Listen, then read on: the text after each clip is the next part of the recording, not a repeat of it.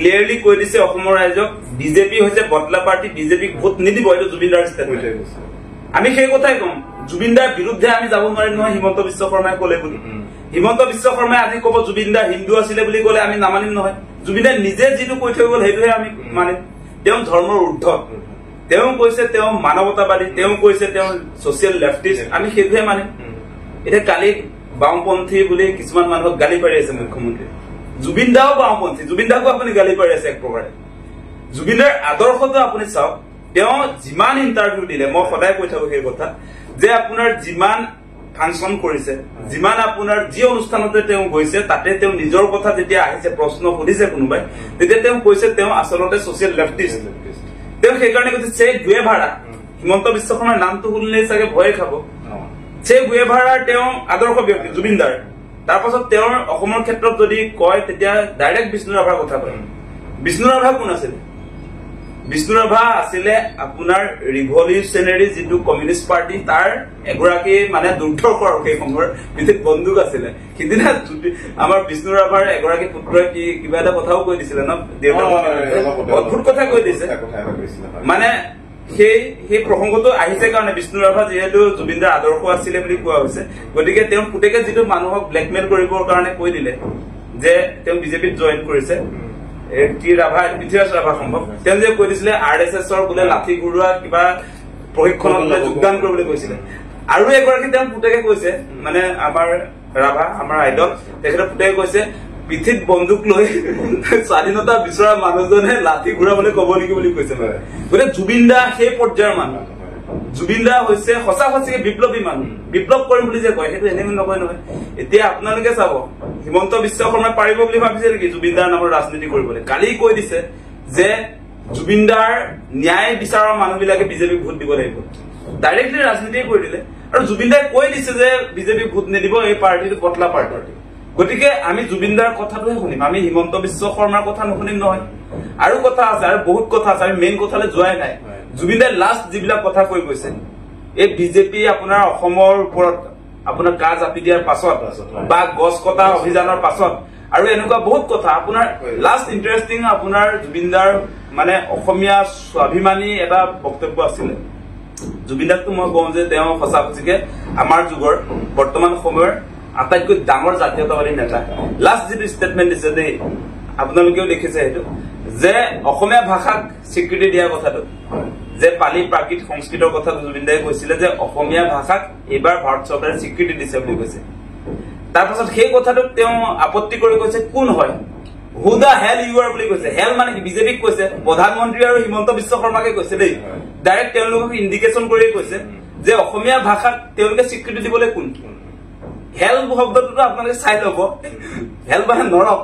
মানে তোমালোক কোন হয় অসমীয়া ভাষাৰ স্বীকৃতি দিবলৈ? যে জুবিন গাৰ্গে অসমীয়া ভাষাৰ কাৰণে ইমান দিন যে কাম কৰি আছে, আজি 35টা বছৰে 40,000 গান যে গালে, অসমৰ কাৰণে গোটেই কাম যে কৰিছে, আৰু অসমীয়া মানুহক তোমালোকে দিবলৈ কোন? অসমীয়া মানুহে তোমালোকক দি আছো, আজি গড় দি আছো, আজি জুবিন গাৰ্গ দি আছো বুলি কৈছে, আজি কয়লা দি আছো, আজি চাহপাত দি আছো, তেল দি আছো। গতিকে সেই কথা কোৱা একমাত্ৰ অসমৰ শিল্পী হৈছে জুবিন গাৰ্গ। সেই কথাটোৰ পৰা এটা কথা প্ৰমাণ হয় যে অসমীয়া জাতীয়তাবাদৰ আটাইতকৈ অগ্ৰণী নেতাজন হৈছে জুবিন গাৰ্গ। গতিকে এই কথাবিলাক আমি পাতিব লাগিব। এতিয়া জুবিন গাৰ্গে অসমৰ আচলতে স্বাভিমানৰ কথা কৈছে, অসমৰ সম্পদৰ অধিকাৰৰ কথা কৈছে, যিবিলাক আমাৰ লগত মিলে। আমি যিটো আপোনাৰ সংবিধানৰ 371ৰ কথা কৈছো, অসমৰ সম্পদৰ অধিকাৰ অসমীয়াৰ হাতত থাকিব লাগে, তেল, কয়লা, চাহপাত, চূণশিল, সেই সকলোবিলাক। গতিকে এইবিলাক যেনেকে কেন্দ্ৰীয় চৰকাৰে লৈ গৈছে তাৰ বিৰুদ্ধে অৱস্থান কৰিছে জুবিন গাৰ্গে। এটা শক্তিশালী তেওঁ কণ্ঠ হিচাপে আপোনাৰ যিটো সময়ত প্ৰয়োজন তেওঁ কিন্তু সেই কথা উত্থাপন কৰিছে। আমি সেই কথাহে মানিম, আমি হিমন্ত বিশ্ব শৰ্মাৰ কথা নামানিমতো। ভগৱান শিৱৰ, আমি যাক ভগৱান বুলি কওঁ, ট্ৰাইবেল গড, শিৱৰ ইয়াত টেটু বনোৱাৰ কাৰণে তেওঁ শিৱ ভক্ত আছিলে বুলি যে কৰিছে। জুবিনদাই কৈ গৈছে শিৱ ভক্ত বুলি, তেওঁ নিজে কোৱা নাই নহয়। আমি বহুত ইণ্টাৰভিউ চাইছো জুবিনদাৰ লগত, যেতিয়া আমি কথা পাতিছো তেতিয়া আমি দেখিছো তেওঁ কি কৈছে, as a character, exactly as a character হিচাপে শিৱৰ কেৰেক্টাৰটো ভাল পাওঁ বুলি কৈছে। তেওঁ ভগৱান বিশ্বাস নকৰো বুলি কৈছে। গতিকে আপুনি ব্লেকমেইল কৰিব নোৱাৰিব। জুবিনদাৰ ষ্টেটমেণ্ট আছে, প্ৰতিটো কথাৰ এগেইনষ্টত নিজৰ ষ্টেটমেণ্ট আছে। আমি তাক আপুনি ডাইভাৰ্ট কৰিবৰ কাৰণে, মানুহক ডাইভাৰ্ট কৰিবৰ কাৰণে, মানুহক বিপথে পৰিচালিত কৰিবৰ কাৰণে নিজে কনচেপ্ট এটা বহুৱাই লৈ আপুনি তেনেকে লৈ যাব নোৱাৰে কাৰণ জুবিনদাৰ প্ৰতিটো কথাত যি কথা কৈছে সেই কথাত তেওঁ বিশ্লেষণো আছে গতিকে তেওঁ নিজে কৈ থৈ গৈছে গতিকে সেইটোক লৈ কোনো মানুহে আচলতে জুবিনদাক লৈ ৰাজনীতি কৰিব নোৱাৰে উত্তৰবিলাক জুবিনদাই নিজে নিজে দি থৈছে মানে এতিয়া জুবিনদাৰ ইয়াত আপোনাৰ শিৱৰ টেটু থকাৰ কাৰণে শিৱ ভক্ত বুলি মুখ্যমন্ত্ৰীয়ে ক'ব নোৱাৰে কাৰণ জুবিনদাই নিজে কৈছে এজ এ কেৰেক্টাৰ শিৱ চৰিত্ৰটো ভাল পাওঁ বুলি কৈছে তেওঁ ট্ৰাইবেল গড সাধাৰণ মানুহৰ নিচিনাকে থাকে কাপোৰ কানি আপোনাৰ এই এতিয়া এইটোতো প্ৰতিবাদ আছে মানে শিৱ মানে আপোনালোকে জানে নহয় শিৱই অকল এইখিনি আপোনাৰ বাঘৰ চাহটো পিন্ধি থাকে গতিকে এই হিমন্ত বিশ্ব শৰ্মা পীযুষ হাজৰিকা যাৰ চাৰ্ট আপোনাৰ দাম লাখৰ ঘৰত 5 লাখ 10 লাখ মানৱ ডেকাই বিজেপি চৰকাৰৰ কথাটো আহিব নহয় এতিয়া জুবিনদাৰ কথা আপোনালোকে ভাবিছে নেকি আমি থাকোতে পাৰিম বুলি ঘড়ীটো যে 25 লাখ টকা এতিয়া জুবিনদাই যে ট্ৰাইবেল গড শিৱৰ কথা যে কৈছে শিৱই সাধাৰণ মানুহৰ কাৰণে কাম কৰে সাধাৰণ মানুহে যি বিচাৰে তাকে মুক্ত হস্তে দান কৰে নিজৰ বিপদ হৈ যায় শিৱৰ জুবিন গাৰ্গ সেইটো মানুহ তেওঁৰ বিপদ হৈ যায় বিভিন্ন সময়ত তেওঁ নিজৰ ঘৰটো বেছি দিব খুজিছিলে সেই কথাবিলাক প্ৰচাৰ হ'ব লাগিব আজি গতিকে আপুনি চাওক যে এফালৰ পৰা মাটি সম্পত্তি এই কথাবিলাক আহি গ'ল এতিয়া শিৱৰ কথাটো কৈ দিলে যিহেতু সেই যে আজি বিজেপি চৰকাৰ মন্ত্ৰী বিধায়ক মুখ্যমন্ত্ৰী সকলোৱে যে মাটি সম্পত্তি যে গোটাইছে তেওঁলোকৰ ঘৈণীয়েকৰ নামত আজি আপোনাৰ মানৱ ডেকাই 25 লাখ টকা ঘড়ীটো যে পিন্ধিছে গতিকে শিৱ কোন আছিলে শিৱই আপোনাৰ যিমান পাৰে দান কৰিছিলে তাৰ কাৰণে তেওঁৰ বিপদো আহিছে তাৰ পাছত দান কৰিছিলে গতিকে সৰ্বহাৰাৰ মুক্তিৰ কাৰণে এইবিলাক মানুহ সদায় সৃষ্টি হৈছে গতিকে জুবিনদাৰ ক্ষেত্ৰত চাব আপুনি তেওঁৰ অভাৱ হৈ গৈছে তেওঁ ঘৰ বিক্ৰী কৰি দিয়াৰ পৰিস্থিতি আহি গৈছে তাৰ পাছতো তেওঁ কিন্তু মানুহ সহায় কৰি গৈ আছে আৰু আপুনি চাব যে জুবিনদাৰ ক্ষেত্ৰত তেওঁ সদায়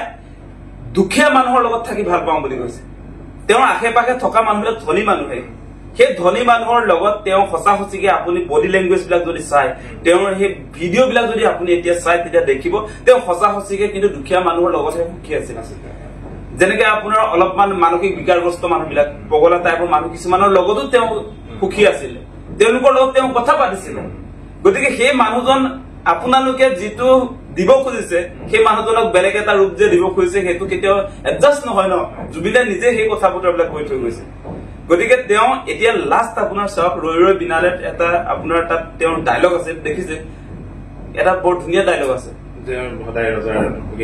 আৰ্টিষ্ট মানে আপোনাৰ ৰজাৰ পক্ষত নহয় ৰাইজৰ পক্ষত সেই কথাটো কৈছে গতিকে সেই মেছেজ বিলাক জানিব লাগে সেই মেছেজ বিলাক হিমন্ত বিশ্ব শৰ্মাকে দি থৈ গৈছে গতিকে আজি জুবিন ক্ষেত্ৰত তেওঁলোকে এছপি বনাবলৈ কোন আচলতে জুবিনদাই ৰাইজৰ বুলি ডিক্লেয়াৰ দি থৈ গৈছে পৰিয়ালৰ নহয় বুলি কৈ থৈ গৈছে দেই আমি সকলোৱে ভাগি পৰিছো এই মুহূৰ্তত সকলো ৰাইজ অসমত যিমান মানুহ আছে জুবিনদাৰ অনুপস্থিতিত আমি আচলতে এতিয়া বিৰাট ডাঙৰ শূন্য এটা ফিল কৰি আছো দেই গতিকে এই মুহূৰ্তত সঁচা সঁচি জুবিনদাই কৈছে যে অসমৰ তেওঁ নিজক অসম বুলি যে কৈছিলে আৰু তেওঁৰ মানে ৰেছপন্সিবিলিটি অসমীয়াৰ সকলোৰে গতিকে তেওঁৰ ক্ষেত্ৰত এতিয়া চৰকাৰে একপক্ষীয় সিদ্ধান্ত ল'ব নোৱাৰে যিজন মানুহে ৰাইজৰ বুলি ডিক্লেয়াৰ দি থৈ গৈছে সেই মানুহজনৰ যিকোনো কথা আজি জুবিন ক্ষেত্ৰক লৈ এছপি দিব নোৱাৰে নহয় নিয়ম অনুসৰি কোনো কাৰণতে দিব নোৱাৰে জুবিনদা মই সেইকাৰণে কালি ইণ্টাৰভিউ এটাতো কৈছো যে জুবিনদা এনেকুৱা এগৰাকী ব্যক্তি যিগৰাকী ব্যক্তিয়ে মানে নিয়ম তেওঁ নামানে নিয়ম ভঙাই তেওঁৰ নিয়ম বুলিও কৈ থৈ গৈছে গতিকে আপোনালোকে চাব দেই এই জোতা যে পিন্ধে জুবিনে মই এয়াৰপৰ্টতো দেখিছো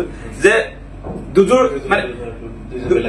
মানে দুযোৰ জোতাৰ এপাত এপাত পিন্ধে সেইবিলাক প্ৰতিবাদ হয় সেই কথাটো আমি বুজি পাব লাগিব সেই কথাখিনি আমি ৰাইজৰ মাজলৈ বা আমাৰ যিবিলাক বৰ্তমান সময়ৰ যুৱ প্ৰজন্ম সকলোৰে ৰাইজৰ মাজত লৈ যাব লাগিব সকলোৱে জনা প্ৰয়োজন আছে জুবিনদাৰ নিজে নিজে তেওঁৰ যিটো সত্তা সেইটোৱে আচলতে আপোনাৰ এণ্টি এষ্টাব্লিছমেণ্টৰ বিৰুদ্ধে সেই কথাবিলাক আমি জানিব লাগিব তেওঁ মানে প্ৰতিষ্ঠিত যিটো আপোনাৰ আইন কানুন বা যি ব্যৱস্থা চলি আছে তাৰ ব্যৱস্থাৰ বিৰুদ্ধে অৱস্থান কৰা ব্যক্তি এগৰাকী সেই কথাটো আমি জানিব লাগিব আৰু সেইকাৰণে জুবিনদাৰ ক্ষেত্ৰত আপোনালোকে দেখিব যে হিমন্ত বিশ্ব শৰ্মাই যিমান চেষ্টা কৰিছিল কিন্তু তেওঁ পৰা নাই চেষ্টা কৰি আছে দৈনিক চেষ্টা কৰিছে তেওঁ চেষ্টা কৰিলেও এটা ভুৱা কনচেপ্ট এটা ভুৱা ধাৰণা এটা জুবিনদাক লৈ যদি তেওঁ জাপি দিব খোজে সেইটো কেতিয়াও মানি নলয় সেইটো জুবিনদাই উফৰাই দিব জুবিনদাৰ আদৰ্শই সেই গোটেই তেওঁৰ চিষ্টেমটো এতিয়া আকাশ পাতাল পাৰ্থক্য আপোনালোকে চাব জুবিন আৰু আমাৰ এইটো হিমন্ত বিশ্ব শৰ্মা কুমেৰু কুমেৰু মানে দুটা বিপৰীত মেৰুত থকা মানুহ কেতিয়াও আপোনাৰ আইডিঅলজিৰ ক্ষেত্ৰত যদি চাই